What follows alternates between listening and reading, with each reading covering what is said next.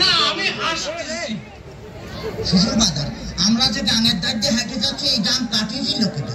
গান তোর বাপ কাটিছিল। আমার বাবা কাটিয়েছিল? তোর বাপ কাটিছিল? আমার বাপ কাটিয়েছিল তো এই এত মাটি ফেলেছিল কারণে।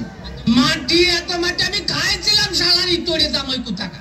তাতে কিস কিস করেছিল না? দেখ যদি আর একটা কথা কইছিস তো তোর মুখ আমি সুতোতে সেলাই করে দেবো কিন্তু বলে দিলাম। হ্যাঁ তাহলে আমি শ্বশুর বাড়ি যাই গোস্ত সাদা খাবো না কেন মাঝি? খাবার নাকি এত বাচ্চা আমার জ্বালাতে জ্বালাতে আসছে তাতে আমার সহ্য হচ্ছে না, তুই বুঝতে পারতেছিস না?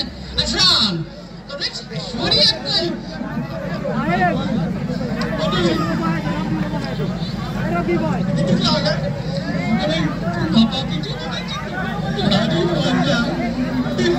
শ্বশুর বাজার কি বিয়ে করেছেন? বিয়ে করেছি কিনা? বিয়ে না করে তোরটা আসলো কোন দিয়ে? আমারই তোরে কত টাকা। আপনার কোনো ছেলে পেলে হয় নাই শ্বশুর বাজার? কপাল আমার কপাল আমার জামাই কই না আমার ছেলে পেলে হয়েছে কিনা কত দেখে আমি আর কোন দিকে যাই। আমি তোর মাগিয়ে হাত পা গুঁড়ো করে দেবো কিন্তু একেবারে দেখেছি। শ্বশুর বাড়ি যাই গোস্ত চাবা খাবো নাকি? গোস্ত চাবা খাবা নাকি বুঝে? এই যে অবস্থা করতেছো তাতে তাতে তুমি বুঝতে পারছো না যে গোস্ত খাবা নাকি বুঝে? তোর সাথে মিয়া বিয়ে দিয়ে আমি ছাই খাইছি ছাই। ছাই খাতে গেলেন কি? আমার কাছে বলেই তো 10 কেজি চাল পাঠা দিতাম।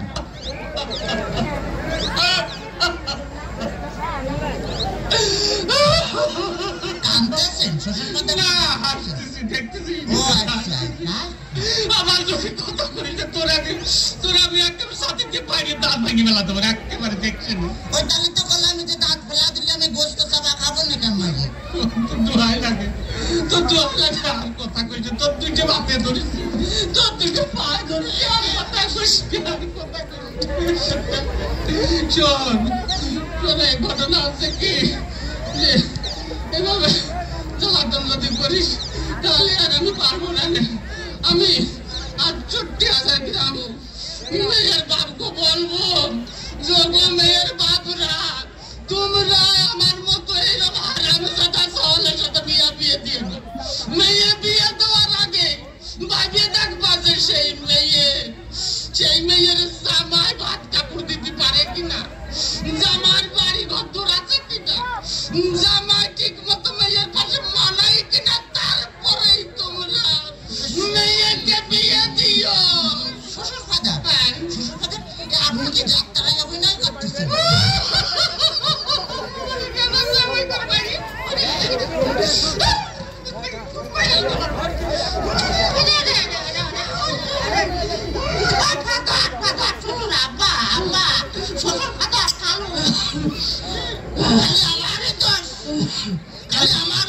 তোমার মেয়ে বিয়ে করে আমি যে ফকির হয়ে গেছি ভালো টাকা চাই।